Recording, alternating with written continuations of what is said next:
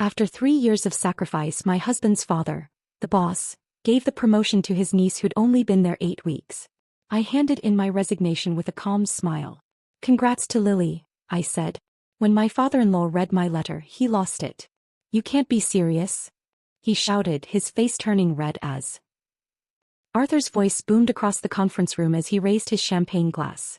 I'm thrilled to announce our new regional director, my brilliant niece, Lily Monroe. The applause erupted around me, but I couldn't move. My hands stayed frozen in my lap while everyone else clapped enthusiastically. 8 weeks. Lily had been here exactly 8 weeks, and she was getting the position I'd been promised for 3 years. I forced my mouth into what I hoped looked like a smile and brought my hands together in slow, deliberate claps. The sound felt hollow like everything else in that moment. Arthur's eyes met mine briefly across the table, and I saw something flicker there, guilt maybe, or defiance. Either way, he looked away quickly. Amy has been such a wonderful mentor to Lily already, he continued, his voice carrying that patronizing tone I'd grown to despise. I know she'll continue to support our new director in any way she can. Support. The word tasted bitter in my mouth. 3 years of 60-hour weeks, 3 years of missing family dinners to close deals, 3 years of building this department from 12 employees to 47. And now I was supposed to support someone else stepping into my role. Before we continue, I want to thank you for joining me in sharing these stories that matter. If you believe that loyalty should be valued over family politics in the workplace, please consider subscribing. It's free and helps us reach more women who need to hear this. Now let's see how this unfolds. Lily stood up, her blonde hair perfectly styled, her designer suit crisp and expensive. She couldn't have been more than 28, fresh out of business school with her MBA and daddy's connections. Thank you so much, Uncle Arthur. I'm really excited to learn from Amy's expertise as we transition into this new phase. Learn from my expertise. Transition. The corporate speak made my stomach churn. This wasn't a transition.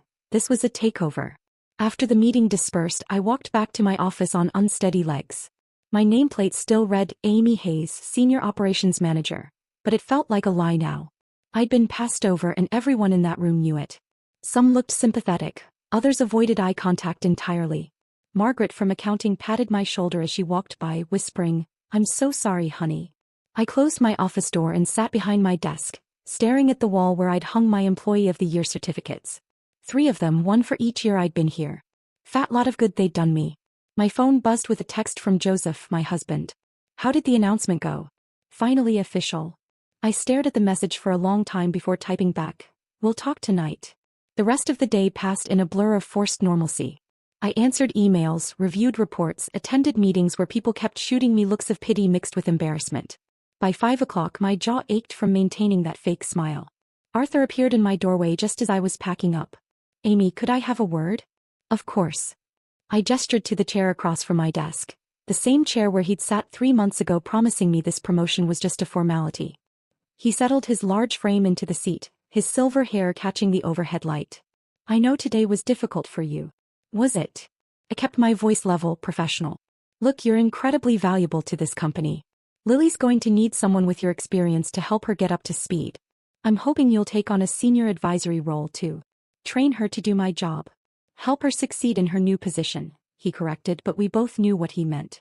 I leaned back in my chair, studying this man who'd been my father-in-law for 8 years. I'd always respected Arthur, admired his business acumen, appreciated how he'd welcomed me into the family.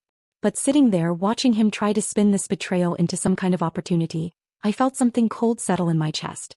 "Arthur, can I ask you something?" "Of course. 3 months ago you told me this promotion was mine. You said I'd earned it, that no one deserved it more. What changed?" He shifted uncomfortably, his hands fidgeting with his wedding ring. "Business needs evolved. Lily brings fresh perspective, new ideas. 8 weeks of fresh perspective versus 3 years of proven results. Amy, you're taking this too personally." "Too personally?" I almost laughed. "This is my career we're talking about. My life. How else should I take it?" "Your family," he said as if that explained everything. "Family looks out for each other. Lily needed this opportunity and frankly you're secure here. You don't need the promotion like she does." There was the real truth. I was family, which meant I was expected to sacrifice for the good of everyone else. I was supposed to be grateful for the scraps, content with being dependable Amy who'd always be there to clean up everyone else's messes. "I see." I stood up, gathering my purse and jacket. "Well, I should get home. Joseph's making dinner tonight." Arthur looked relieved at the change of subject. Give my son my love. And Amy? I really do appreciate your understanding about all this. I nodded and walked out, my heels clicking against the marble floor of the lobby. Understanding. That's what he called it when someone rolled over and accepted being stabbed in the back. The drive home felt endless. Traffic crawled along the highway, giving me too much time to think. I kept replaying Arthur's words, his casual dismissal of 3 years of my life. Family looks out for each other, except when it came to looking out for me, apparently. By the time I pulled into our driveway, the sun was setting. Joseph's car was already there, and I could see warm light glowing from our kitchen windows. Home had always been my sanctuary, the place where I could shed the corporate mask and just be myself. But tonight even that felt tainted. How could I face Joseph and tell him his father had just destroyed my career with a smile and a champagne toast? I sat in the car for another 5 minutes, watching our neighbors walk their dogs and water their gardens. Normal people living normal lives, unaware that my world had just shifted completely off its axis. Tomorrow I'd have to walk back into that office and pretend everything was fine. I'd have to train my replacement with grace and professionalism, all while my heart broke a little more each day. But tonight I just needed to sit in this car and feel the full weight of what had happened. Tomorrow I'd figure out what came next. Joseph had already set the table when I finally walked through the front door. The smell of his famous lasagna filled the kitchen, but for the first time in years I had no appetite. He took one look at my face and immediately pulled out a chair. Sit down. Tell me everything. So I did. I told him about the champagne toast, about Arthur's casual dismissal of my 3 years, about being expected to train my own replacement. Joseph's jaw tightened with each detail, his knuckles white as he gripped his wine glass. Dad actually said you were secure here, so you didn't need the promotion? His voice carried a dangerous edge I rarely heard. Word for word. Joseph pushed back from the table, running his hands through his dark hair. I'm calling him right now. No. I reached across and grabbed his wrist. This isn't your fight, honey. It's mine. But the damage was done. The conversation I dreaded having was over, and now Joseph was furious at his own father. Another casualty of Arthur's decision. The next morning I walked into the office with a fake smile plastered on my face, ready to begin what Arthur called my mentoring role. Lily bounced into my office at exactly 9 o'clock, armed with a color-coded planner and an enthusiasm that made my teeth ache. Amy, I'm so excited to learn from you. Uncle Arthur says you know this department better than anyone. I gestured to the chair across from my desk. Let's start with the Morrison account. They're our biggest client, and they've been with us since before you were born. For the next 2 hours, I walked Lily through our client management system, explaining the intricate relationships I'd built, the preferences of each contact, the delicate balance required to keep everyone happy. She scribbled notes frantically, asking questions that revealed just how little she understood about the business. So when Mr. Morrison calls upset about delivery delays, what do? You don't promise anything you can't deliver. You listen, acknowledge his concerns, and give him a realistic timeline with a small buffer built in. But what if he threatens to take his business elsewhere? I paused, studying her perfectly made-up face. She genuinely had no idea what she was dealing with. Lily Morrison Industries represents 30% of our annual revenue. If we lose them because of poor handling, 47 people lose their jobs. Including you. Her pen stopped moving. Oh. By lunch my patience was wearing thin. Everything I'd spent years learning through trial and error, I was now expected to download into someone who'd never even read a quarterly report. But the real breaking point came during what should have been my lunch break. I was heating up leftover soup in the break room when I heard familiar voices coming from Arthur's office next door. The walls in this old building were notoriously thin, and Arthur's booming voice carried easily through the shared wall.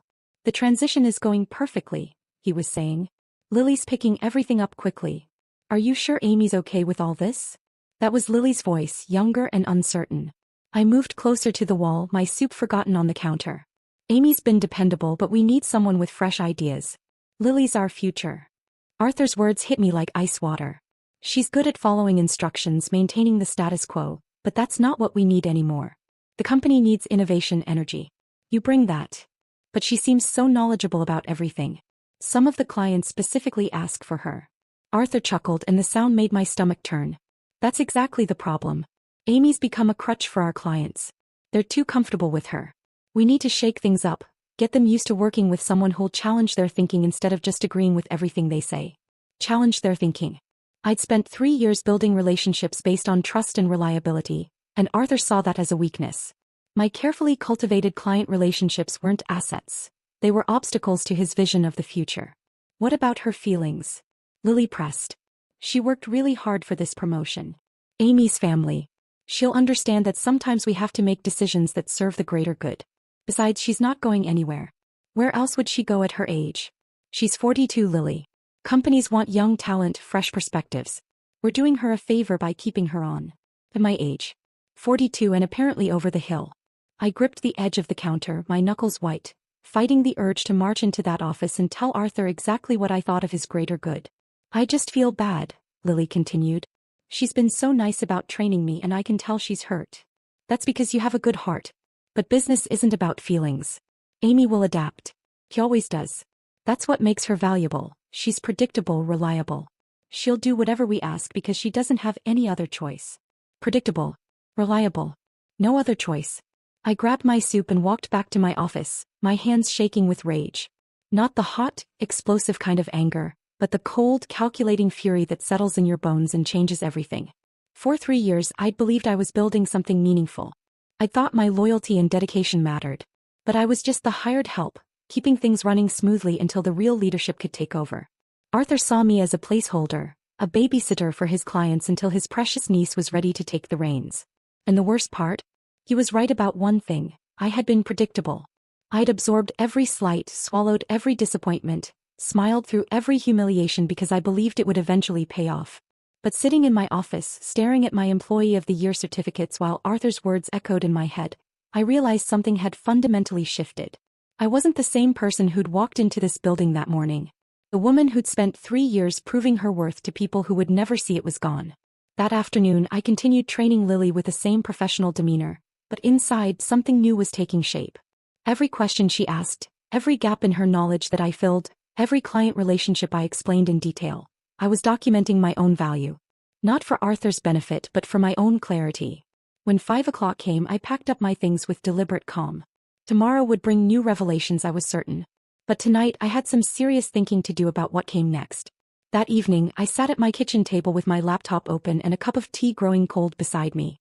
Joseph was working late, which gave me the quiet I needed to do what I'd been thinking about for 2 weeks. My fingers hovered over the keyboard for a long moment before I began typing. Dear Arthur, please accept this letter as my formal notice of resignation from my position as Senior Operations Manager at Alden Ventures. My last day of employment will be Friday, March 15th, providing the standard 2 weeks notice. I want to thank you for the opportunities I've had here over the past 3 years. I've learned a great deal and am grateful for the experience. I wish the company continued success in the future. Sincerely, Amy Hayes. Short. Professional. Final. I read it 3 times, each time feeling a strange sense of peace settle over me. There was no anger in those words, no accusations or emotional outbursts. Just a clean, dignified exit from a situation that had become impossible to bear. I printed the letter on our home printer, signed it with my favorite pen, and slipped it into a crisp white envelope.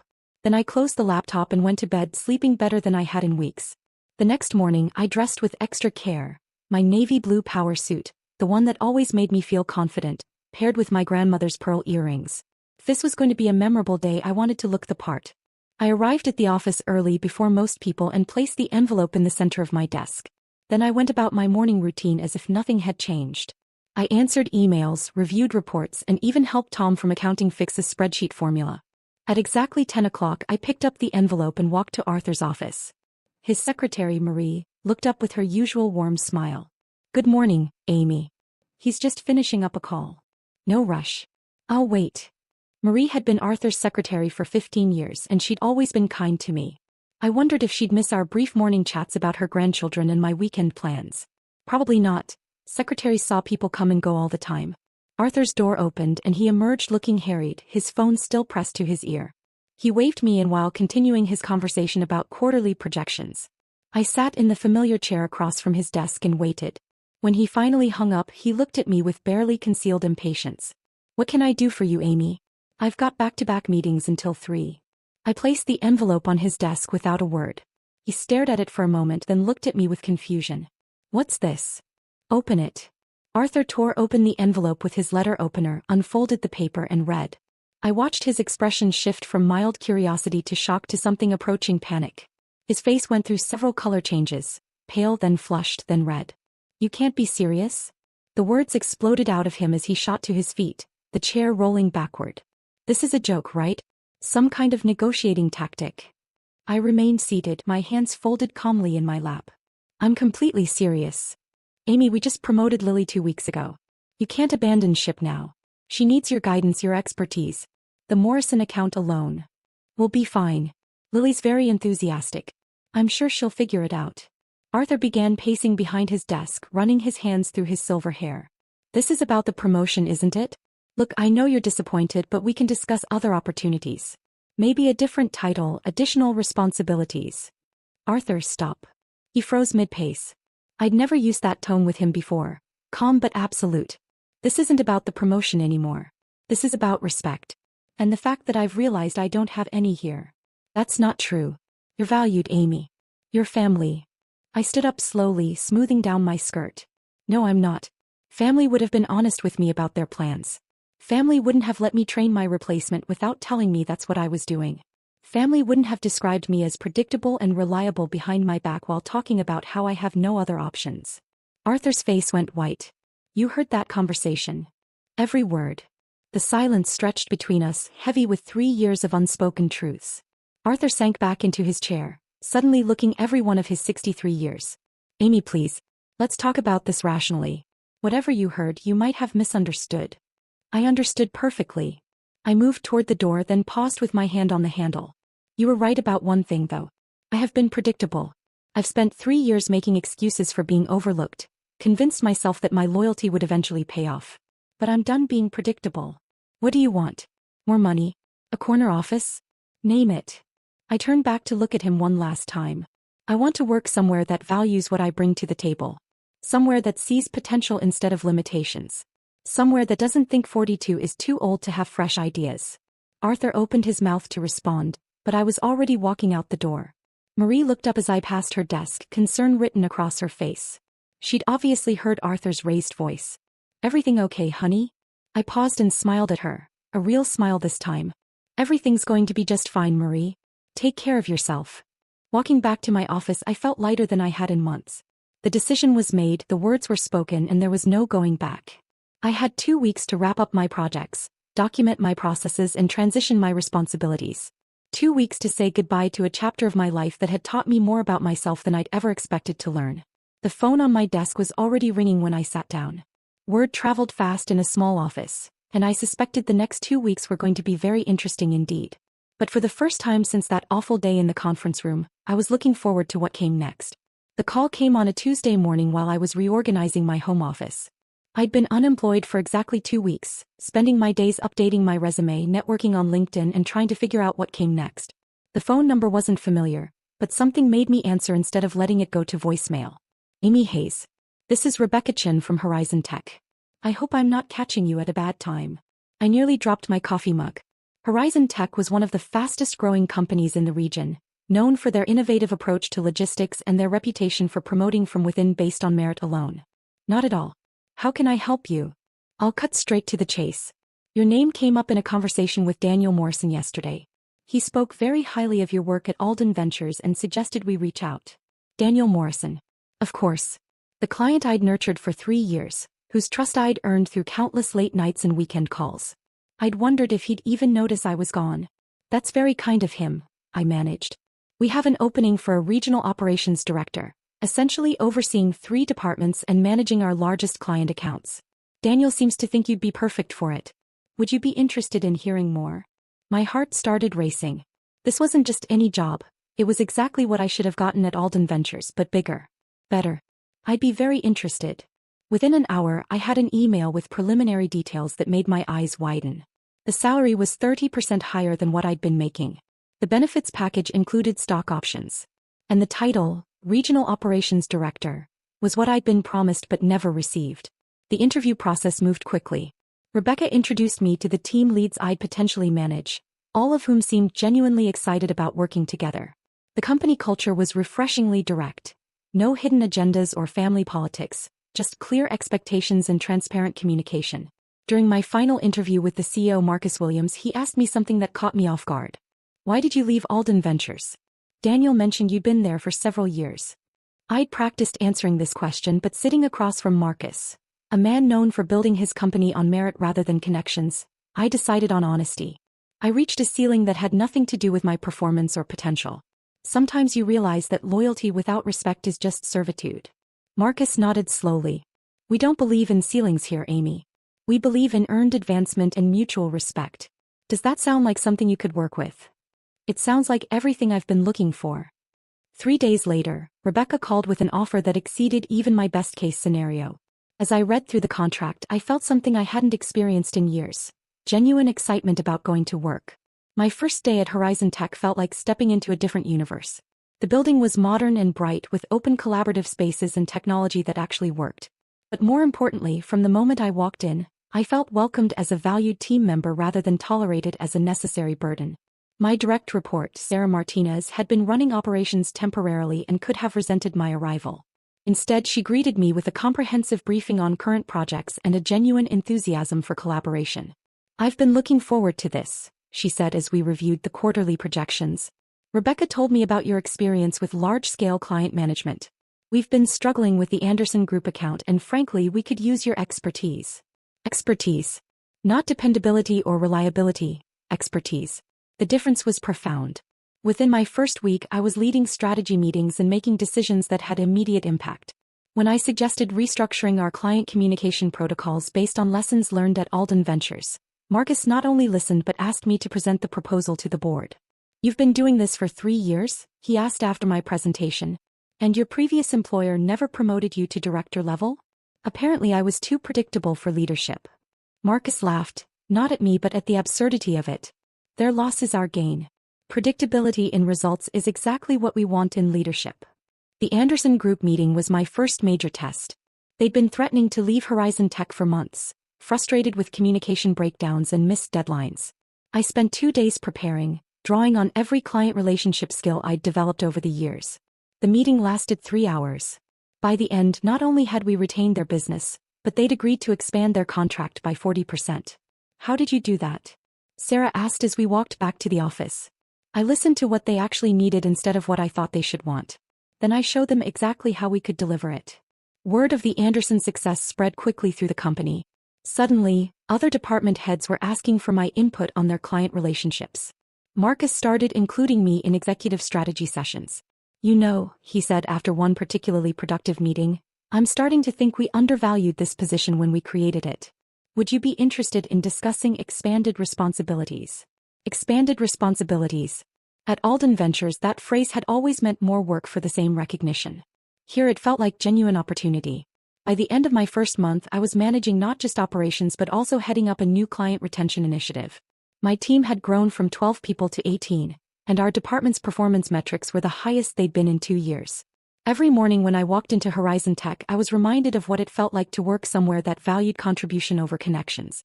My ideas weren't just heard, they were implemented. My experience wasn't just acknowledged, it was leveraged for company growth. The contrast with my old job was striking. At Alden Ventures, I'd spent 3 years trying to prove my worth to people who had already decided I was dispensable. At Horizon Tech, my worth was assumed, and the focus was on how to maximize my contribution to our collective success. For the first time in my professional life, I understood what it meant to work at a company that truly valued merit over politics. 3 months into my new position at Horizon Tech, the industry gossip started reaching me through unexpected channels. At a quarterly networking event, I bumped into Janet Mills from Pacific Financial, one of Alden Ventures' smaller clients. Amy, I heard you moved to Horizon Tech, good for you. Her tone carried something more than casual congratulations. Things have been interesting since you left. I kept my expression neutral. Oh. Well, let's just say our new contact at Alden Ventures isn't quite as responsive as you were. 3 weeks to return a call? That never happened when you were handling our account. Before I could respond, she was pulled away by another colleague, but her words stuck with me. 3 weeks to return a call.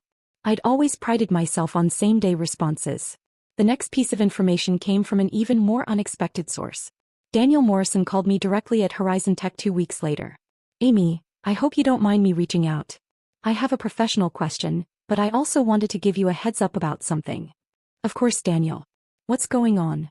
We're probably going to be ending our relationship with Alden Ventures at the end of this quarter. My stomach dropped. Morrison Industries was Alden Ventures' largest client. Losing them would be devastating. I'm sorry to hear that. May I ask what happened? Daniel sighed heavily. Remember how we used to have those monthly strategy calls? Where you'd walk me through the quarterly projections and we'd adjust our approach based on market changes. Of course. Well, your replacement, Lily, I think. She missed our last 2 scheduled calls entirely. When she finally called back, she couldn't answer basic questions about our account status. She kept saying she'd get back to me with information, but those follow-ups never came. I closed my eyes, imagining Arthur's reaction when he learned about Morrison's decision. The final straw was last week. We had a delivery crisis. Remember how you used to handle those? Drop everything, coordinate with logistics, keep us updated every hour until it was resolved. I remember. Lily told us to file a complaint through the proper channels and she'd look into it when she had time. Amy, we're talking about a $2 million shipment that was sitting in the wrong warehouse. She treated it like a paperwork issue. I felt a mix of emotions I couldn't quite untangle. Satisfaction that my value was being proven, but also genuine sadness for the company I'd once cared about so deeply. I'm sorry it came to that, Daniel. I know Arthur valued your partnership. That's the thing, I don't think he did. When I called to speak with him directly about our concerns, he basically told me that Lily represented the new direction of the company, and if we couldn't adapt to their new approach, maybe we weren't the right fit anymore. My jaw dropped. Arthur had essentially invited his biggest client to leave rather than acknowledge that promoting Lily had been a mistake. Anyway, Daniel continued, I wanted you to know that our decision has nothing to do with any animosity toward Alden Ventures as a whole. It's purely about service quality. And Amy, the recommendation I gave Horizon Tech about hiring you? Best business advice I've given in years. After we hung up, I sat in my office processing what I'd learned. Losing Morrison Industries would force Alden Ventures to lay off at least 15 people. These weren't abstract business consequences. These were real people I'd worked alongside for 3 years. My assistant knocked on my door. Amy, Rebecca Chin would like to see you when you have a moment. I found Rebecca in her office with a stack of industry reports spread across her desk. Sit down, Amy. I've been hearing some interesting things about your former employer. My heart sank. Had word gotten back to Horizon Tech about Alden Ventures' problems? Was this somehow going to reflect poorly on me? The Morrison account was a nice win for us, she continued, but apparently they're not the only Alden Ventures client looking for alternatives. We've had 3 companies reach out this week asking about our services. All of them specifically mentioned your name. Relief flooded through me. Really? Seems like you left quite an impression during your time there. The question is, how do you want to handle this? These could be significant opportunities for Horizon Tech, but I want to make sure we're approaching this ethically. I appreciated Rebecca's consideration. I think as long as we're responding to genuine inquiries rather than actively poaching clients, we're on solid ground. These companies have legitimate service concerns that we can address. My thoughts exactly. Would you be comfortable leading the presentations for these potential new accounts? Absolutely. Over the next month, Horizon Tech signed 4 new clients, all former Alden Ventures accounts.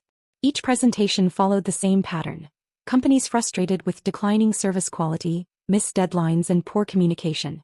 I found myself defending the Alden Ventures team even as I pitched our services.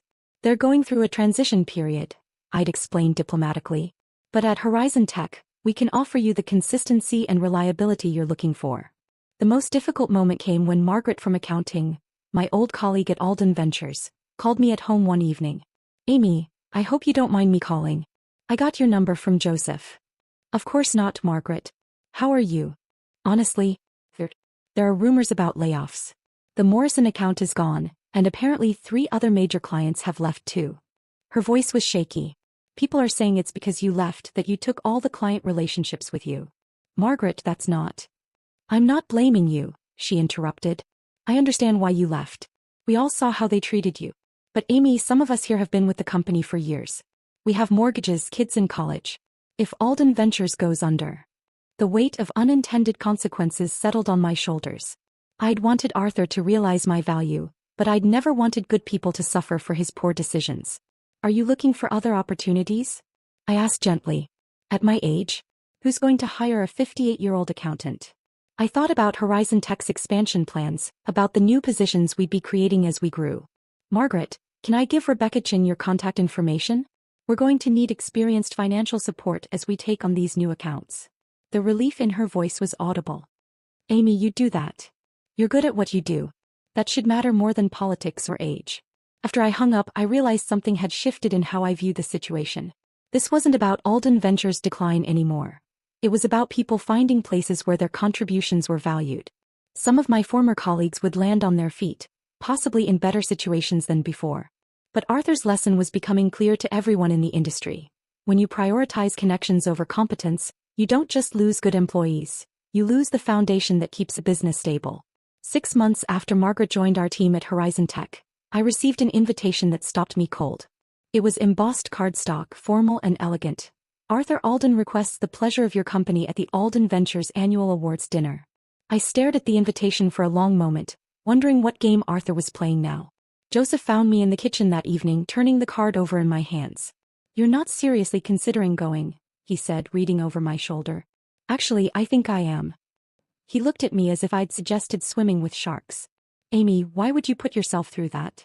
"Because I'm not the same person who left that company in tears. I want to see who I've become." The dinner was held at the Grand Ballroom downtown, the same venue where I'd attended these events for 3 years running. But walking in that night, everything felt different. I wore a new dress, emerald green silk that made me feel confident and powerful. More importantly, I carried myself differently. Rebecca had insisted on coming with me. "Moral support," she'd said, though I suspected she was also curious about the company that had been foolish enough to let me go. The cocktail hour was awkward as I'd expected. Former colleagues approached with careful smiles and cautious conversation. Some seemed genuinely happy to see me thriving, while others appeared uncomfortable, as if my success somehow reflected poorly on their decision to stay. Tom from accounting cornered me near the bar. "Amy, we all miss you. Things haven't been the same since you left. How is everyone adjusting?" I asked diplomatically. Well, Margaret landing that position at Horizon Tech was great for her. And honestly, it's inspired some of us to start looking around too. Sometimes you don't realize you're settling until you see someone else refuse to. Before I could respond, the lights dimmed and Arthur took the stage. He looked older than I remembered, his silver hair thinner, his face more lined. The confident business leader I'd once respected seemed diminished somehow. "Welcome everyone to what has been a challenging but educational year for Alden Ventures," he began.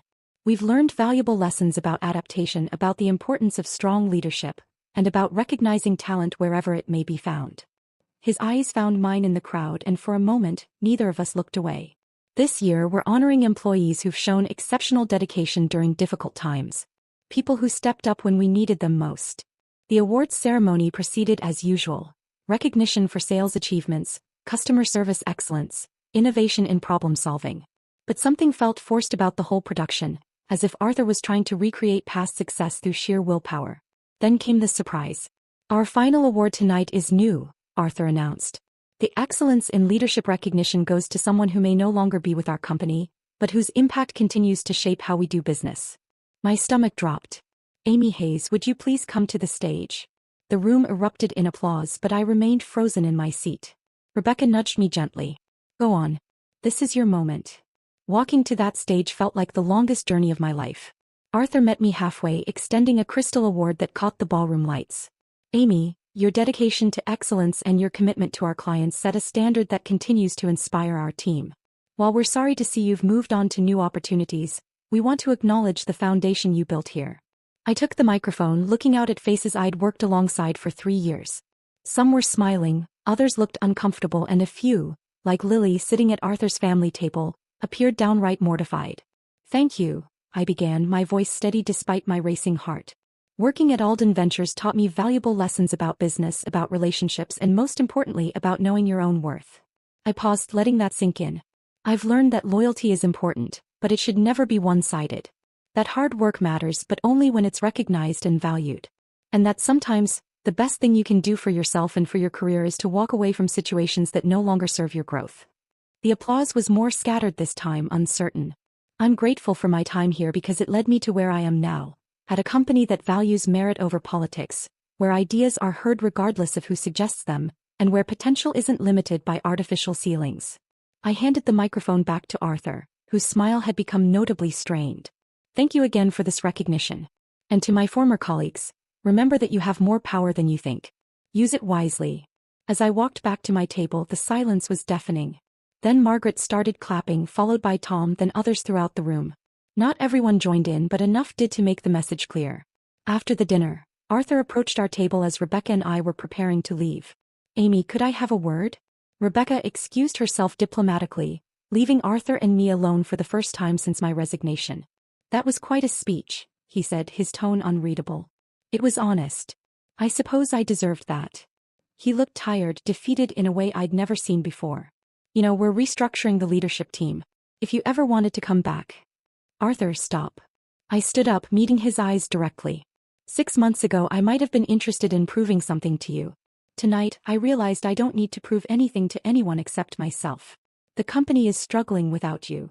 The company is struggling because you made decisions based on family loyalty instead of business sense. That's not my problem to solve anymore. I picked up my purse and the Crystal Award, which felt surprisingly heavy in my hands. I hope things work out for Alden Ventures. I really do. But my chapter there is closed. Walking out of that ballroom, I felt a sense of completion I hadn't expected. The scared, overlooked woman who'd once desperately wanted Arthur's approval was gone. In her place stood someone who knew her value and wasn't afraid to demand it be recognized. Rebecca linked her arm through mine as we reached the parking garage. So, how does it feel to have the last word? I smiled, genuinely happy for the first time all evening. Like freedom. The drive home was quiet, both of us processing the evening's events. When I finally walked through my front door, Joseph was waiting with a cup of tea and a questioning look. How was it? Perfect, I said and meant it. It was absolutely perfect. That night, I placed the Crystal Award on my bookshelf next to a photo from my first day at Horizon Tech. 2 symbols of the same journey. One representing where I'd been, the other showing where I was going. The woman in that photo was confident, valued, and unafraid to take up space in the world. She was everything I'd always had the potential to be, just waiting for the right moment to emerge. Sometimes the best revenge isn't revenge at all. It's simply becoming the person you were always meant to be.